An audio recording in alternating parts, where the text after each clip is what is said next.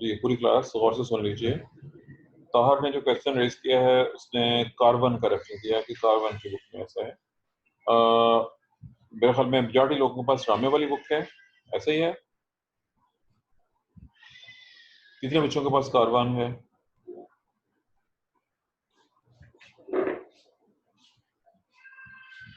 Carbon sir CR और एरम के पास कारवां है, बाकी तकरीबन हमारे पास रामे की है। चलो ठीक है। किसी के पास इल्मी की बुक है? इल्मी वाली बुक किसने ली हो?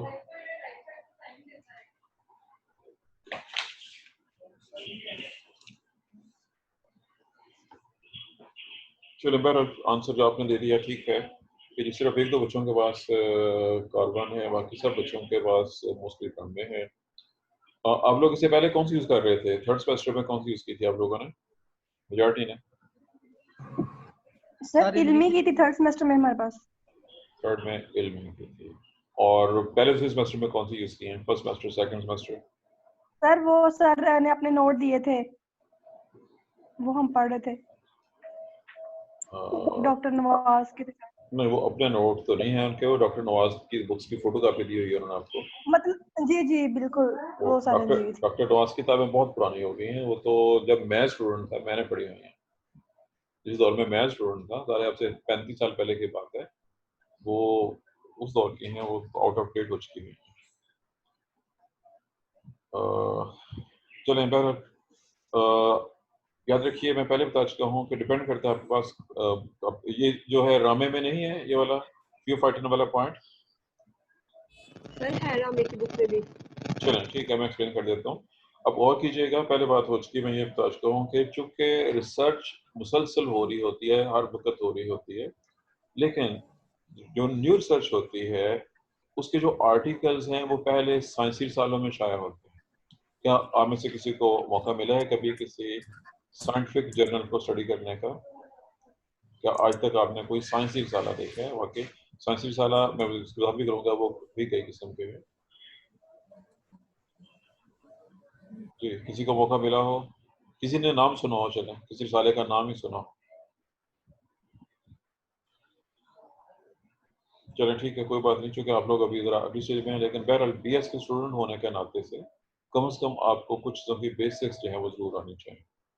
या देखिए, जैसे मार्केट में अगर आप बाजार जाते हैं तो मुख्तलिफ किस्म के रिसाले मिलते हैं। मसलन ये जो आपके अखबार हैं ये भी छापते हैं, जंग मैगजीन और इस तरह के, और कुछ डाइजेस्ट होते हैं। मैं कुछ नाम बोलता हूँ, आपने नाम सुने होंगे। नाम है जी उर्दू डाइजेस्ट, सियारा डाइजेस्ट, और ऐसे ही जासूसी डाइजेस्ट और इस्लाम वगैरह वगैरह। ये मैंने कुछ नाम, ये अदबी किस्म के रिसाले कह लीजिए। साइंटिफिक जर्नल जो है थोड़े डिफरेंट होते हैं, मुख्तलिफ चीज़ होती है। मैं अपने सब्जेक्ट के हवाले से, जो मेरा ज़ाहिर है पीरियड सब्जेक्ट ज़ूलॉजी है, पाकिस्तान में उसका जो सबसे बड़ा, सबसे अहम रिसाला है, उसका नाम है Pakistan journal of zoology. Pakistan में जो ज़ूलॉजी एसोसिएशन है वो इसको शाया कराती है। ऐसे ही और भी गवर्नमेंट कॉलेज लाहौर में बियोलॉजिया के नाम से एक रिसाला छपता है, जिसमें ज़ूलॉजी बॉटनी दोनों के लोग शामिल हैं, वो कंबाइन है ज़ूलॉजी बॉटनी वाला। ऐसे और भी बहुत से मुख्तलिफ यूनिवर्सिटीज़ भी अपने अपने रिसाले छापती हैं। बल उनमें से कुछ रिसाले ऐसे होते हैं जिन्हें कहते हैं इंटरनेशनल रेफरेट, यानी जिनके अंदर स्टैंडर्ड अच्छे मजमून शाया हुए हों और वो रिसाला बैनुल अक़वामी तौर पर तस्लीम शुदा हो, यानी माना जाता हो कि ये जो रिसर्च है ये ऑथेंटिक। दुनिया में चंद ऐसे रिसाले भी हैं जो पूरी दुनिया में टॉप के ऊपर है बहुत। आपने नेचर का नाम सुना हो किसी ने? नेचर जो है वो बहुत ही हाई किस्म का कह लीजिए आप आसान जुबान में। वैसे तो टेक्निकल लफ्ज़ जो है इम्पैक्ट फैक्टर, आप इस लफ्ज़ से वाक़िफ़ नहीं होंगे, जिनका इम्पैक्ट फैक्टर बहुत ज़्यादा होता है। बहरहाल बहुत से रिसाले मौजूद हैं। ऐसे ही अमेरिका में साइंटिफिक अमेरिकन के नाम से रिसाला है, और भी बहुत से साइंसी रिसाले हैं। जब रिसर्च होती है तो वो किसी न किसी साइंसी रिसाले में शाया होती है। उसके बाद अगला स्टेप होता है, कुछ लोग उन तमाम रिसर्च को जो हुई होती है अब कलेक्ट करते हैं और उसको रिव्यू करते हैं कि फ़लाँ ने ये कहा, फ़लाँ ने ये कहा, कंपाइल कर देते हैं। फिर वो इन्फॉर्मेशन जो है टेक्स्ट बुक्स के अंदर ही, वो लोग जो किताबें लिखते हैं, अब याद रखिए टेक्स्ट बुक एक ख़ास स्टाइल से लिखी जाती हैं, जिसमें सिलेबस को एक ख़ास तरतीब से बाज़ का किसी एक टॉपिक के ऊपर भी एक बुक हो सकती है और इस तरह की बुक्स जो हैं एडवांस लेवल की यूज़ होती है। फिर वो किताबों के अंदर आना शुरू हो जाती है। ये स्टाइल होता है। रिसर्च होने के बाद उसको आम किताबों में आने में 15, 20, 30 साल तक लग जाते हैं। ये बहुत लंबा अरसा रिक्वायर्ड होता है और ज़ाहिर है कि हमारे यहाँ ख़ास तौर पर हमारे यहाँ जो ख़ास तौर पर क्लास मैट्रिक और इंटर की बुक्स होती हैं, वो तो बहुत अरसे से बाद जाके चल रही होती हैं। मैं एग्ज़ाम्पल देने लगा हूँ, आपके लिए हैरानकुन परेशानकुन हो सकती है। जिस वक़्त मैं स्टूडेंट था, मैं इंग्लिश की बात करने लगा हूँ और अपने सिलेबस के लिहाज से सिलेबस की बदकिस्मती कहना चाह रहा हूँ कि जब मैं स्टूडेंट था, ये ज़ाहिर है अब से तकरीबन 40 साल पहले की बात बनती है, जब मैं इंटर लेवल पे स्टूडेंट था। उस वक़्त भी मैंने वो एक नावल पढ़ा था इंग्लिश में इंटर लेवल के ऊपर, गुड बाय मिस्टर चिप्स। मेरे ख्याल में आप लोगों ने यही पढ़ा हुआ है कि नहीं? ये नावल जी आपने? सर। जी। अब जी सर, यही सोचिए पढ़ा कि है। अब से 40 साल पहले जब मैं स्टूडेंट था एफएससी में, तो उस वक़्त और उस वक़्त उस नावल को चलते हुए मेरे ख्याल में कम से कम 30-35 साल हो चुके हुए थे। इसका मतलब ये हो गया कि हम 70 साल में अपना इंग्लिश का सिलेबस रिवाइज़ नहीं कर सके, जो कि एक बहुत बेसिक सी चीज़ थी और ऐसी फ़िज़ूल चीज़ें बच्चों को पढ़ा रहे हैं जिसका कोई फ़ायदा नहीं। ये हमारे सिलेबस की सूरत-ए-हाल है। अब बाकी सोच लीजिए, जब आर्ट्स के सब्जेक्ट एक ऐसा सब्जेक्ट जो कि बहुत एसेंशियल है, बेसिक है, उसका ये हाल है, तो बाकी सब्जेक्ट्स का क्या हाल है? ये है जी हमारी सिलेबस की बदकिस्मती है।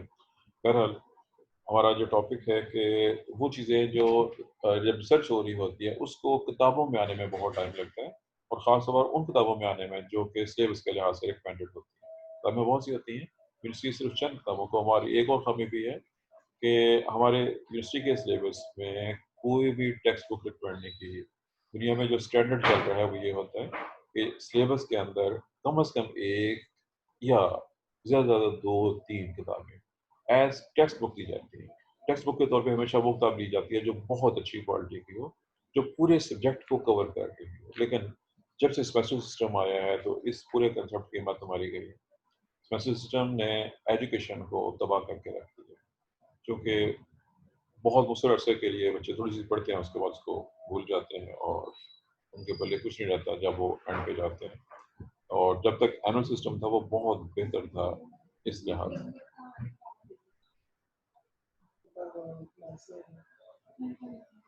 ये था जी उसके हवाले से। चलिए बहरहाल जो हमारा असल जो आपने सवाल पूछा था मैं उसका ज़िक्र कर दूँ। जो इलेक्ट्रॉन ट्रांसपोर्ट चेन है, डिपेंड करते हुए आपके पास कौन-सी बुक है, वो कितनी पुरानी है, जिस बंदे ने जब वो लिखी उस वक़्त उसके पास कौन-सी इन्फॉर्मेशन थी। उसके मुताबिक हो सकता है कि जो मैं डिस्क्रिप्शन दे रहा होऊँगा, उसमें कोई चीज़ ना मिले या कोई चीज़ जो मैं बता रहा हूँ, वो आपकी बुक में ना हो। दोनों पॉसिबिलिटीज़ मौजूद हो सकती हैं। आपने नाम पे गौर करना है। पहली बात ये है कि इलेक्ट्रॉन ट्रांसपोर्ट चेन के अंदर जितने भी केमिकल्स हम पढ़ेंगे, जिनका ज़िक्र ज़ाहिर है अभी जस्ट शुरू हम कर रहे हैं। कल मैंने सिर्फ साइटोक्रोम्स को एक्सप्लेन करना शुरू किया था और वो अभी इनकम्प्लीट था, तो चूँकि ताहिर का सवाल एक रिपीटेड क्वेश्चन आ गया है, तो मैं उसी क्वेश्चन से इसको स्टार्ट कर देता हूँ। नाम पे गौर कीजिएगा, फियोफाइटिन। याद रखिए कि जो ख़ास तौर पे फाइटिन का लफ्ज़ है, ये आपको उन चीज़ों में मिलेगा, वहाँ पे मिलेगा जहाँ पे किसी भी चीज़ का ताल्लुक प्लांट के साथ हो। फाइटा प्लांट्स में प्लांट भी इनको कहते हैं और ये इंडिकेशन जस्ट प्लांट्स की, इसका मतलब है कि ये प्लांट्स में। और प्लांट्स की बात जब हो रही है तो हर प्लांट में क्लोरोप्लास्ट है। क्लोरोप्लास्ट के अंदर, ग्रैनम के अंदर इलेक्ट्रॉन ट्रांसपोर्ट चेन मौजूद है।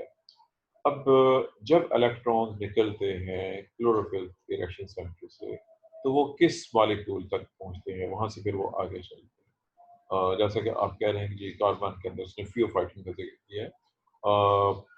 जो इस वक़्त बुक मेरे सामने है, उसने किसी और का किया हुआ है और अदर जो लेटेस्ट है उनमें मज़ीद भी आपको याद होगा मैंने कल ज़िक्र किया था कि वो जो पानी के टूटने का अमल है, वाटर मॉलिक्यूल जब ब्रेक डाउन होता है, तो आपकी बुक में या इवन जो बुक मेरे पास मेरे सामने थी, तो मैं सामने रख के वो डिस्कस कर रहा था, उसमें इसको बिल्कुल सिंप्लीफाई दिया हुआ है। इस लेवल के ऊपर इतना ही काफ़ी था कि पानी का मॉलिक्यूल टूट रहा है, उसके टूटने से OH आयन, प्रोटॉन्स और इलेक्ट्रॉन्स बने।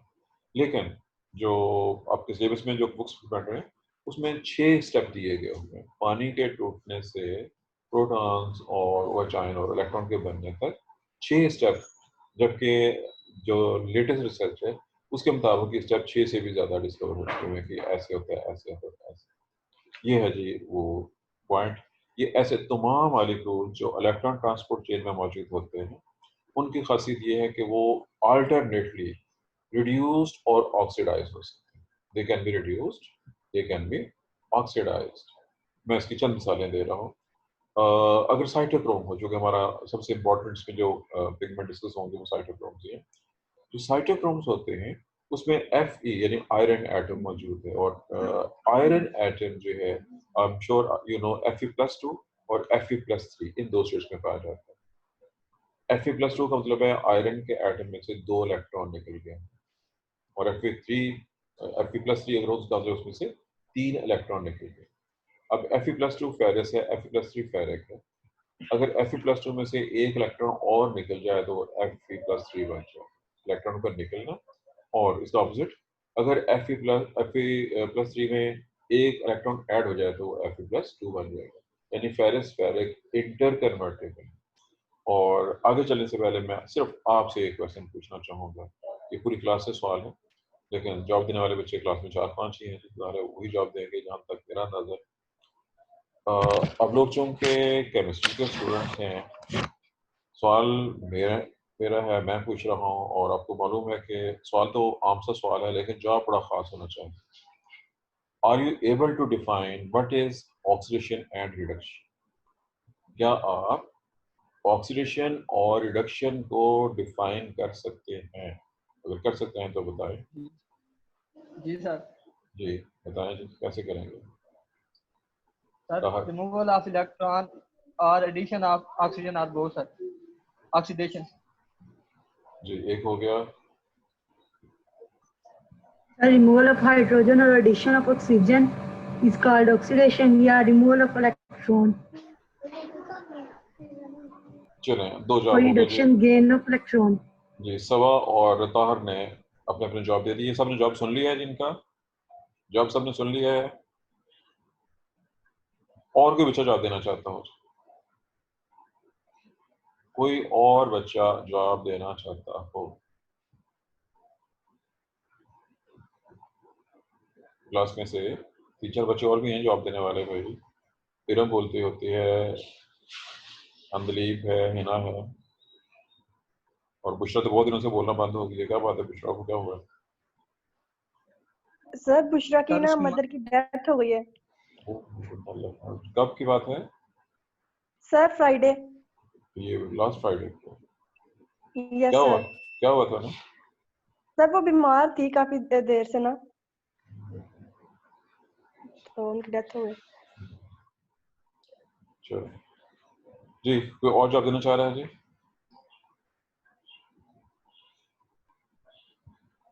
Sir, oxidation is the gaining of oxygen and reduction is the loss of oxygen. जी हफ्सा का जवाब भी आ गया, ठीक है, 3 जवाब हो गए हैं जी। और कोई जवाब देना चाह रहा हूँ? Sir, the addition of hydrogen is also called reduction. चलें जी, अब बहुत से जवाब आ गए हैं, 4 जवाब हो गए हैं, काफ़ी हैं, इतने ही काफ़ी हैं। मैं जो है मैंने पहले कहा था कि जवाब ज़रा ज़रा अच्छी क्वालिटी का होना चाहिए। सब लोगों ने जवाब दिए हैं, लेकिन आप सबके जवाब फ्रेगमेंट्री हैं। किसी ने 1 पीस, किसी ने 2 पीस में जवाब दिया है, कंप्लीट आंसर किसी का नहीं है। और याद रखिए, मैं पहले बता चुका हूँ कि कोई भी चीज़ जब हम उसको बयान करते हैं, वो हिस्टोरिकल पॉइंट ऑफ व्यू से उसका जो स्टार्ट होता है, जब अगर आपको हिस्ट्री नहीं आती है तो समझे आपको वो सब्जेक्ट प्रॉपर नहीं आता है। उसकी हिस्ट्री आपको आनी चाहिए, थोड़ा बहुत कुछ ना कुछ मालूम होना चाहिए। मैं इसको शुरू करूँगा स्टेप बाय स्टेप। सबसे पहला स्टेप, जब किसी चीज़ में ऑक्सीजन ऐड होती है तो ये ऑक्सीडेशन, वो मेरी तमाम बातों को गौर से सुनना है। जब ऑक्सीजन ऐड होती है तो वो ऑक्सीडेशन है, जब ऑक्सीजन निकलती है तो वो रिडक्शन है। पहला पॉइंट, ऑक्सीजन का ऐड होना ऑक्सीडेशन है और उसका निकलना रिडक्शन है। ये डेफिनेशन स्टार्ट्स यहाँ से हुआ है, ये हिस्ट्री है, पहला स्टेप। सेकंड, इसका बिल्कुल ऑपोजिट, ऑक्सीजन नंबर 1 पे आ गई, नंबर 2 पे आ गई हाइड्रोजन। ऑक्सीजन का ऐड होना ऑक्सीडेशन थी, हाइड्रोजन का निकलना ऑक्सीडेशन है और हाइड्रोजन का ऐड होना रिडक्शन, दो हो गए। और इसका जो ऑपोजिट है वो हो गया, थर्ड हो गया इलेक्ट्रॉन। इलेक्ट्रॉन का निकलना ऑक्सीडेशन और ऐड होना रिडक्शन, ये तीन तरह से डिफाइन किया जा सकता है। अब हम जो चीज़ पढ़ने लगे हैं, जो पढ़ रहे हैं, वो है इलेक्ट्रॉन ट्रांसपोर्ट चेन। मैंने इस टॉपिक को असल में एंड में डिस्कस करना था, लेकिन चूंकि अब दरमियान में आ गए तो मुझे यहीं पे इसको स्टैंड करना पड़ेगा। हम इसको इलेक्ट्रॉन ट्रांसपोर्ट चेन के नाम से पढ़ रहे हैं या पढ़ने लगे। क्या आपने इसका कोई और नाम भी सुना हुआ है? इलेक्ट्रॉन ट्रांसपोर्ट चेन या इलेक्ट्रॉन ट्रांसपोर्ट सिस्टम या फॉस्फोराइलेशन वगैरह, इनको छोड़ के कोई और नाम आपने सुना हो, आप इससे वाकिफ हो?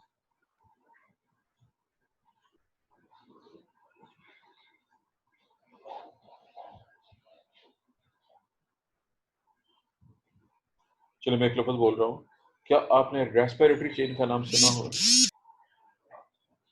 क्या आप रेस्पिरेटरी चेन के नाम से वाकिफ हैं?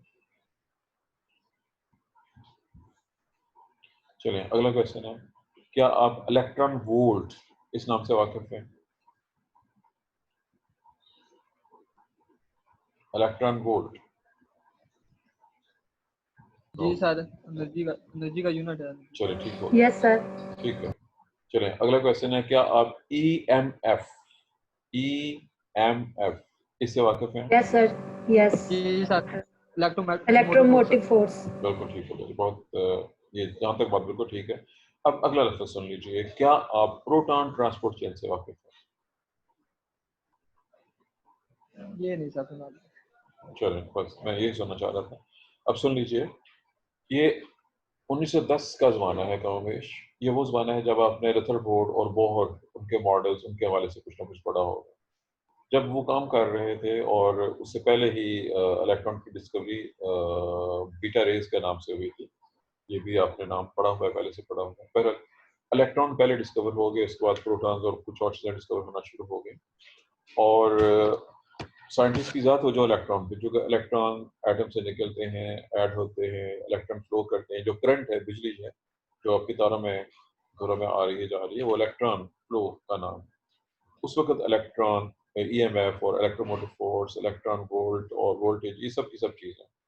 अब चूंकि केमिस्ट्री और फिजिक्स और केमिस्ट्री ज़्यादा एडवांस साइंस होती हैं, पहले रिसर्च फिजिक्स केमिस्ट्री में होती है, फिर वो हम बायोलॉजी में यूज़ करना शुरू करते हैं। जब रिसर्च हुई कि इलेक्ट्रॉन बहुत इंपॉर्टेंट है, तो यही कंसेप्ट बायोलॉजी में आ गया। और उसी ज़माने में 1910 से ऑनवर्ड के करीब, बस 1906 में शुरू हो गया था एक्सपेरिमेंट्स ये वाले, रिएक्शन की डिस्कवरी थी कि इलेक्ट्रॉन मूव करते हैं जब लाइट स्ट्राइक होती है और निकलते हैं। हम जो कुछ पढ़ेंगे इसका नाम यही चल रहा है, इलेक्ट्रॉन ट्रांसफर हो रहे हैं। हमारी पूरी की पूरी चेन में इलेक्ट्रॉन ट्रांसपोर्ट चेन के अंदर इलेक्ट्रॉन शो किए गए हैं, और किसी एंड पे जाके कुछ और निकला। अगर लेकिन गौर कीजिएगा कि 1970 में जाके साबित हुआ, क्योंकि ये असल जो डिस्कवरी थी वो असल में माइटोकॉन्ड्रिया के रेफरेंस से हुई थी। माइटोकॉन्ड्रिया में भी इलेक्ट्रॉन ट्रांसपोर्ट चेन होती है, वहाँ भी साइटोक्रोम इन्वॉल्व होते हैं। आप उस नामों से वाकिफ हैं, माइटोकॉन्ड्रिया के साइटोक्रोम से आप पहले से वाकिफ हैं, क्योंकि ये भी आपने पढ़े हुए हैं मैट्रिक में, तो चल नहीं, इंटरव्यू में भी मौजूद था ये कंसेप्ट, और BS में सेकंड थर्ड थर्ड कोर्स में जब आपने बायोकेमिस्ट्री पढ़ी है, तो जोलॉजी की बायोकेमिस्ट्री के अंदर ये रेस्पिरेशन वाला चैप्टर जो है शामिल है, और उस पर भी ये कंसेप्ट मौजूद है। बहरहाल 1970 में जाके ये साबित हुआ, साइंटिस्ट ने, बल्कि साबित हुआ, बल्कि इनिशियल जो डिस्कवरी थी, वो साइंटिस्ट ने पॉइंट आउट किया कि बायोलॉजिकल सिस्टम में, खासतौर पर माइटोकॉन्ड्रिया और क्लोरोप्लास्ट में, इलेक्ट्रॉन से प्रोटॉन ज़्यादा इंपॉर्टेंट है। क्योंकि गौर कीजिए दोबारा, protons are more important as compared to electrons in all biological systems। और दो जो मोस्ट इम्पॉर्टेंट बायोलॉजिकल सिस्टम है उनमें एक है ये माइटोकॉन्ड्रिया, जिसमें रेस्पिरेशन होती है, और दूसरा है क्लोरोप्लास्ट, जिसका ताल्लुक फोटोसिंथेसिस के साथ है। नोट कीजिएगा, लाइफ, जमीन पर लाइफ को चलाने वाले दो मोस्ट इम्पॉर्टेंट रिएक्शन फोटोसिंथेसिस और रेस्पिरेशन है, जो कि क्लोरोप्लास्ट और माइटोकॉन्ड्रिया में होते हैं। 1970s में इनिशियली 1972 में डिस्कवर हो गया था कि protons are more important as compare to electron. जब ये डिस्कवर हुआ तो कुछ साइंटिस्ट ने कहा है जी अब इसका नाम चेंज किया जाए, इलेक्ट्रॉन ट्रांसपोर्ट चेन की बजाय इसको शुरू में इसका नाम रखा गया रेस्पिरेटरी चेन, लेकिन जब रियल में इस्तेमाल करेंगे तो वो महसूस हो जाएगी सिर्फ माइटोकॉन्ड्रिया के लिए, उसमें ये नहीं आ सकेगी जो हम प्लांट्स के यहाँ से स्टडी कर रहे हैं। फिर सजेस्ट किया गया कि नहीं, इसका नाम ही चेंज करके प्रोटॉन ट्रांसपोर्ट चेन रखना चाहिए, और एक नई टर्म पी प्रोटॉन, जैसे था ईएमएफ इलेक्ट्रोमोटिव फोर्स, तो ऐसे ही प्रोटॉन मोटिव फोर्स पीएमएफ के नाम से ये कंसेप्ट सिर्फ चंद किताबों में, एडवांस किताबों में मिलेगा। अभी ये हमारी जो आम किताबें हैं उनके अंदर ये कंसेप्ट मौजूद नहीं है। अगर इसका प्रूफ देखना चाहते हैं तो अपने ही इस बुक को चेक कीजिए जो भी आपके पास है, जहाँ पे इसने केमी ऑस्मोसिस दिया हुआ है। केमी ऑस्मोसिस अगर आप क्लोरोप्लास्ट को स्टडी कर रहे हैं तो इसमें थायलेकॉइड मेम्ब्रेन या जो ग्रेनम की मेम्ब्रेन है उसमें एक लॉलीपॉप लाइक स्ट्रक्चर, जिसकी शक्ल बिल्कुल वैसी है जैसी आपने माइटोकॉन्ड्रिया में F1 पार्टिकल्स की देखी थी। उसके अंदर से प्रोटॉन्स मूव हो रहे होते हैं, और जब प्रोटॉन मूव होते हैं तो एटीपी और एडीपी और फॉस्फेट मिलके एटीपी बना रहे होते हैं, यानी प्रोटॉन्स की एनर्जी यूटिलाइज होती है एटीपी फॉर्मेशन में। ये हमारा कंसेप्ट अभी आगे इसी क्वेश्चन के अंदर डिटेल से आएगा। और चूंकि आपका क्वेश्चन दरमियान में आपने ऐसा सवाल पूछ लिया जो अभी नहीं बल्कि बाद में डिस्कस होना चाहिए था, इसलिए हमारा आज का सारा लेक्चर बहुत सी मिक्स चीज़ों के ऊपर मुश्तमिल है, और ये टॉपिक असल में मैं एंड पे डिस्कस करना चाह रहा था, लेकिन ताहिर के सवाल की वजह से दरमियान में बहुत सारी चीज़ें ऐसी आ गई कि मुझे उसको पहले डिस्कस करना पड़ा। इसको हमें एक्चुअली एंड पे डिस्कस करना था इस पूरे क्वेश्चन को पढ़ने के बाद।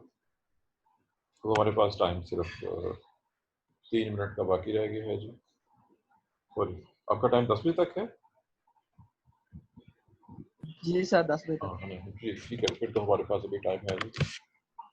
10:55 7:15 मिनट रहते हैं, यानी कि वो जी रूम का टाइम। ठीक हो गया। चलें, बहरहाल अब ये चीज़ें डिस्कस हो गई, और अब हम आ रहे हैं जी अपने असल क्वेश्चन की तरफ।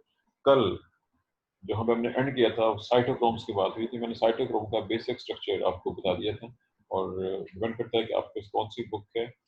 अब ताहर के पास कार्बन है और बाकी के पास जी कार्बन के अंदर ये टॉपिक कहाँ पे है जी ताहर?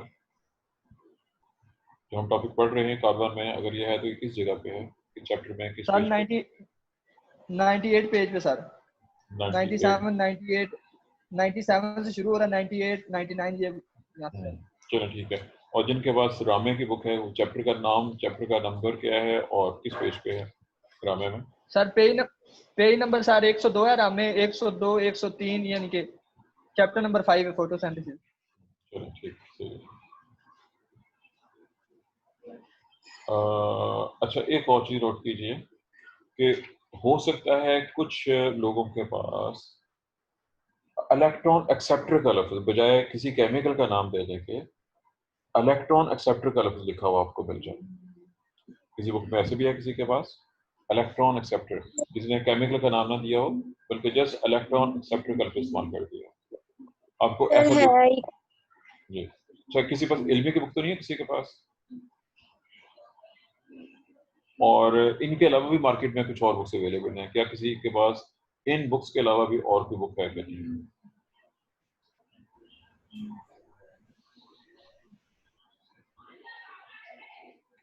जी, कोई जवाब नहीं आ रहा है। चलें खैर, कोई बात नहीं है। हम आ रहे हैं जो वापस अपने टॉपिक की तरफ। ये जो लास्ट डिस्कस हुआ था साइटोक्रोम वाला जो पॉइंट था, जैसे कि आप इस नाम से वाकिफ हैं, माइटोकॉन्ड्रिया में भी और क्लोरोप्लास्ट में भी बहुत से साइटोक्रोम पाए गए हैं। मुख्तलिफ ऑथर्स ने उन साइटोक्रोम्स को उनके नामों से और नाम की जो एब्रिविएशन होती है साइटोक्रोम का पूरा नाम है, चूंकि इनकी टाइप्स हैं, मसलन cytochrome b, cytochrome c, cytochrome a, cytochrome A3, जबकि कुछ बुक्स में साइटोक्रोम के आगे या COT लिख के आगे कुछ नंबर दिए होते हैं, मसलन साइटोक्रोम B6 मिसाल के तौर पे नाम मौजूद है, और कुछ और बुक्स ने इसको ऐसे लिखा हुआ है। मैं सिर्फ एक मिसाल दूंगा, साइटोक्रोम 559, CYT 559। बहरहाल जिस भी फॉर्म में दिया गया हो वो साइटोक्रोम और उसकी वेरिएशंस हैं, वो अवेलेबल है इसकी। इसमें जैसे मैंने पहले कहा था कि इसका बेसिक जो स्ट्रक्चर है, जो इसकी जान है साइटोक्रोम की, वो असल में बिल्कुल वही मॉलिक्यूल है, वैसे ही मॉलिक्यूल है जैसा कि हीमोग्लोबिन में होता है। सेंटर में एक आयरन का एटम होता है, उसके साथ 4 पायरोल रिंग अटैच होते हैं और बाकी चीज़ें क्या हैं वो एक अलग मसला। क्योंकि इसके अंदर भी जो ज़्यादा इंपॉर्टेंट चीज़ है वो आयरन का एटम है। और आयरन एटम जैसे मैंने अभी जिक्र किया थोड़ी पहले, ये Fe+2 और Fe+3 फेरस और फेरिक 2 स्टेट्स में होता है। ये इलेक्ट्रॉन ले भी सकता है और ये इलेक्ट्रॉन दे भी सकता है। जो फेरस और फेरिक हैं, Fe+2 से इलेक्ट्रॉन निकलेगा तो वो Fe+3 में, और इलेक्ट्रॉन वो अगर गेन करेगा तो वो Fe+2 में। अल्टरनेटली उसकी ऑक्सीडेशन रिडक्शन होती रहती है। और एक और असूल, ये लफ्ज़ भी जनरल है, पुरानी किताबों में ऑक्सीडेशन और रिडक्शन दोनों सेपरेट बयान की जाती थी, 2 सेपरेट क्वेश्चन होते थे। जो केमिस्ट्री की न्यू बुक्स आ रही हैं उसमें दोनों को सेपरेट डिस्कस करने की बजाय नया लफ्ज़ रिडॉक्स, आई एम श्योर आप इस नाम से वाकिफ होंगे, REDUX, रिडॉक्स रिएक्शन। जी सर। अब उसकी रीजन ये है कि अगर एक चीज में से इलेक्ट्रॉन निकल रहा है तो वो दूसरे में ऐड हो रहा है। उसका मतलब है एट ए टाइम दोनों चीजें हो रही हैं, ऑक्सीडेशन भी हो रही है, रिडक्शन भी हो रही है, और इसलिए इसको रिडॉक्स रिएक्शन का नाम दिया जाता है। दोनों चीजें एट ए टाइम हो रही होती हैं, इसलिए लफ्ज इस्तेमाल किया जाता है रिडॉक्स रिएक्शन। ये है जी उसका नाम रखने की रीजन और उसकी वजह। बहरहाल साइटोक्रोम और किस तरह से काम करते हैं इसका जिक्र हो गया। केमिस्ट्री आपका अपना सब्जेक्ट है, उसको मैंने एक्सप्लेन कर दिया। अब जैसे कल बात हुई थी कि प्रोलिसिस ऑफ वाटर एक सेपरेट शॉर्ट क्वेश्चन हो सकता है। अब दोबारा नोट कीजिएगा जो हमारा असल क्वेश्चन है इस वक्त जो हम शुरू कर रहे हैं, नंबर 1 जी स्कीम के नाम से, नंबर 2 लीनियर इलेक्ट्रॉन फ्लो के नाम से, नंबर 3 इलेक्ट्रॉन ट्रांसपोर्ट चेन के नाम से, और इसके अंदर अभी एक दो सब हेडिंग आएंगे जिनको भी हमने देखना है वो कौन से हैं और क्या हो। अब जैसे कि मैंने कल कहा था कि फोटो सिस्टम 2 पे लाइट स्ट्राइक हुई, इलेक्ट्रॉन निकले, इलेक्ट्रॉन बूस्ट हुए और सारे क्लोरोफिल से निकले और निकल के वो प्राइमरी इलेक्ट्रॉन एक्सेप्टर पे चले गए। अब मैंने वो इस्तेमाल कर दिया जो कुछ बुक्स ने यूज किया होगा, प्राइमरी इलेक्ट्रॉन एक्सेप्टर।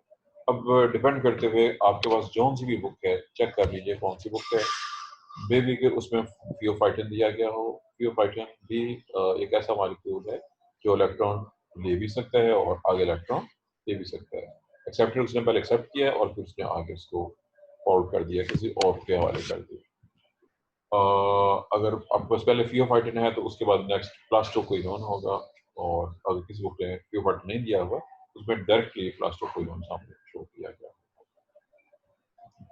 अब यहाँ तक तो एक स्टेप मुकम्मल हो गया। अब अगला स्टेप है, अगर अब जेड स्कीम आपके सामने है कि आपके प्राइमरी इलेक्ट्रॉन सेक्टर का वो फियोफाइटिन शो किया गया है या प्लास्टोक्विनोन या दोनों दिए गए हैं।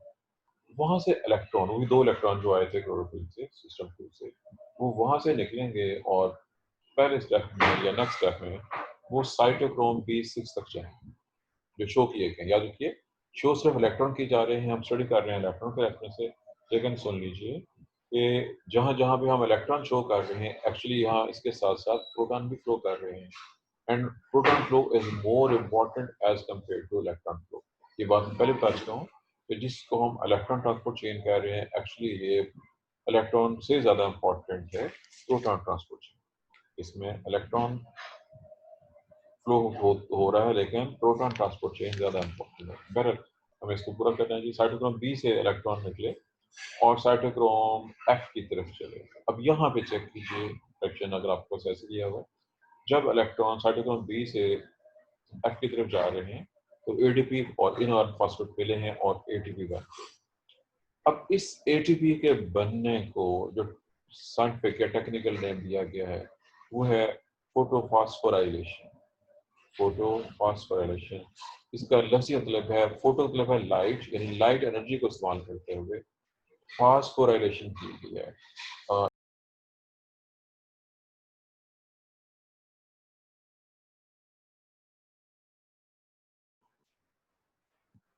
जी आप बताएंगे कि जो लास्ट क्या डिस्कस होता है, चूंकि ये जूम बंद हो गया था मेरे पास से, नेट में प्रॉब्लम है। आपने आखिरी फिक्रा कौन सा सुना है? ताहर? सर यहाँ पे इलेक्ट्रॉन, आप ये कह रहे थे जहाँ पे इलेक्ट्रॉन फ्लो होते हैं वहाँ पे प्रोटॉन फ्लो होते हैं, प्रोटॉन यानी कि बहुत अहम होते हैं, इस बारे में ये चलें बात ठीक होती है। अब चूंकि इम्पोर्टेंस प्रोटॉन की ज़्यादा है इलेक्ट्रॉन से, लेकिन चूंकि आपके पास अब किताबों में जो कंसेप्ट चल रहा है पहले उसी को स्टडी करते हैं दोबारा। इलेक्ट्रॉन निकले हैं फ्यूफाइटन और प्लास्टोक्वेरियन से साइटोक्रोम B6 पहुंचे, वहां से वो निकले और साइटोक्रोम F में पहुंचे। जब साइटोक्रोम B6 से इलेक्ट्रॉन साइटोक्रोम F में पहुंचते हैं तो उसमें से जो एनर्जी निकलती है, क्योंकि कंसेप्ट ये है इलेक्ट्रॉन जब मूव कर रहे हैं वो एनर्जी है उनमें, उनसे जो एनर्जी निकली सर है एक वो क्वेश्चन है सर। जी सर यहाँ पे लिखा हुआ है साइटोक्रोम कॉम्प्लेक्स, तो यहाँ पे जो कॉम्प्लेक्स बना हुआ है तो उसमें दो साइटोक्रोम, साइटोक्रोम B6 और साइटोक्रोम F, तो इनमें से इलेक्ट्रॉन लैदा ट्रांसफर होंगे, साइटोक्रोम B6 से साइटोक्रोम F में जाएंगे। जी मेरे पास ये आपको रामे वाली बुक है आपके यस पास? जी, मैं पहले बता यस चुका हूँ कि मुख्तलिफ बुक्स में वर्डिंग में फ़र्क हो सकता है, डायग्राम में फ़र्क हो सकता है। बहरहाल जो पूरा इलेक्ट्रॉन ट्रांसपोर्ट चेन है उसके मुताबिक ये सेपरेट शो होने चाहिए, इनको सेपरेट शो करना चाहिए था। साइटोक्रोम बी से इलेक्ट्रॉन साइटोक्रोम एफ में जाएंगे और दोनों को मिला के हम साइटोक्रोम कॉम्प्लेक्स कहें, जबकि आगे यही लफ्ज़ साइटोक्रोम कॉम्प्लेक्स का लफ्ज़ आपको जब आप रेस्पिरेशन पढ़ेंगे उसमें मिलेगा। साइटोक्रोम कॉम्प्लेक्स का लफ्ज़ आपको रेस्पिरेशन वाली इलेक्ट्रॉन ट्रांसपोर्ट चेन में भी मिलेगा। जी, इसमें जो ज़्यादा इंपॉर्टेंट चीज़ है वो दोबारा सुन लीजिए कि इलेक्ट्रॉन से जो कंसेप्ट चल रहा है उसके मुताबिक इलेक्ट्रॉन की एनर्जी यूज़ हुई है, उस एनर्जी की वजह से एडीपी एडिशन डाइफॉस्फेट में फॉस्फेट ऐड हुआ है। फॉस्फेट के ऐड होने को फॉस्फोराइलेशन कहते हैं, और चूंकि जो एनर्जी है जो इस रिएक्शन को चला रही है वो लाइट से आई थी, इसलिए इसको स्पेसिफिक नाम दिया गया, स्पेशल नाम दिया गया, वो है फोटोफॉस्फोराइलेशन। और इसके नतीजे के तौर पर एटीपी बनी है। अब यहाँ पे एटीपी बन रही है, और दोबारा गौर कीजिए इस एटीपी बनने में जो एनर्जी खर्च हुई है वो एक्चुअली लाइट से आ रही है। अब ऑलरेडी जानते हैं कि जब माइटोकॉन्ड्रिया में रेस्पिरेशन होती है तो ग्लूकोज को ब्रेक करके हम एनर्जी हासिल करते हैं। एनिमल्स ग्लूकोज को ब्रेक करके एनर्जी हासिल करते हैं, प्लांट्स डायरेक्टली सनलाइट से आने वाली एनर्जी को आखिरकार एटीपी में कन्वर्ट कर लेते हैं और फिर इस एटीपी को यूज करते हैं। ये डिफरेंस है प्लांट्स और एनिमल्स में, बहुत स्पेसिफिक फर्क है। दोबारा याद रखना है कि इस चेन में दूसरा जो मोस्ट इम्पॉर्टेंट एक्शन हुआ है वो फॉर्मेशन ऑफ एटीपी है, जिसका नाम है फॉस्फोराइलेशन। एक और मैं यही बयान करना चाह रहा हूँ, ये फॉस्फोरेशन जो हम यहाँ स्टडी कर रहे हैं इस रिएक्शन में जी स्कीम में, इसके लिए एक और लफ्ज़ भी है और वो है non cyclic photophosphorylation. Non cyclic इसलिए कि जो इलेक्ट्रॉन फ्लो हम स्टडी कर रहे हैं इस वक्त ये नॉन साइक्लिक है, लीनियर। जब हम लीनियर कहते हैं तो लीनियर को ही नॉन साइक्लिक भी कहते हैं। इसके अगले स्टेप आसान है। साइटोक्रोम एफ से इलेक्ट्रॉन निकले पीसी, पीसी इज प्लास्टोसायरिन। आप इस नाम से वाकिफ हैं पहले से कि नहीं, प्लास्टोसायरिन के नाम से? Do you yes know? Sir, जी। वाकई है। अब दोबारा गौर कीजिएगा, इसमें प्लास्टो का लफ्ज आया है। जहाँ प्लास्टो का लफ्ज आया मैं पहले बता चुका हूँ, इसका ताल्लुक प्लास्टिड के साथ और ज़ाहिर प्लास्टिड प्लांट में होते हैं। ये नाम रखने की वजह है सायानिन, स्पेशल लफ्ज है, इसका कलर है ब्लूइश ग्रीन, इसके अंदर कॉपर मौजूद है। ये एक ऐसा पिगमेंट है, प्लास्टोसायनिन ऐसा स्पेसिफिक कलर्ड कंपाउंड है प्लास्टिड्स के अंदर, इसमें कॉपर मौजूद होता है और इसका कलर ब्लूइश ग्रीन है।